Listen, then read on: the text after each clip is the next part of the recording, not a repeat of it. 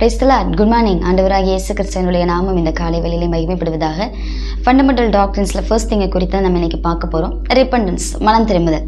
வேதத்தில் எவ்வளவோ நபர்கள் மனம் திரும்பி இருக்கிறாங்க. அதில் முக்கியமாக 2 காரியங்களை குறித்து நம்ம இன்னைக்கு பார்க்க போகிறோம்.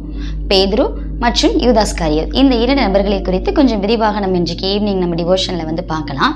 ஒரே ஒரு காரியத்தை மாத்திரம் நான் முக்கியமாக சொல்ல நான் ஆசைப்படுறேன். நினிவே பட்டணத்தார் மனம் திரும்பினார்கள்.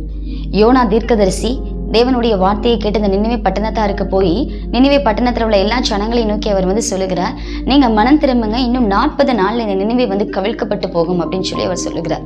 அந்த வார்த்தையை கேட்ட மாத்திரத்துல அந்த அரண்மனையில் இருக்கிற அந்த அரண்மனையில் இருக்கிற எல்லா ஜனங்களும், அந்த நினிவே பட்டணத்துல இருக்கிற எல்லா ஜனங்களும், பெரியோர் முதல் சிறியோர் வரைக்கும், அந்த பட்டணத்துல இருக்கிறதான எல்லா மிருக ஜீவன்களும் புசியாமலும் குடியாமலும் இருந்து உபவாசம் இருந்து ரெட்டுடுத்தி தேவனுடைய சமூகத்துல அவர்கள் செபிக்கிறார்கள்.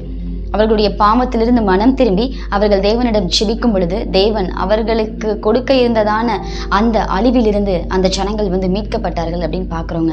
அப்போ நம் மனம் திரும்புகிற பட்சத்தில், நாம் மனம் திரும்பும் பொழுது நமக்கு இருக்கிறதான அழிவிலிருந்து நாம் பாதுகாக்கப்படுவோங்க.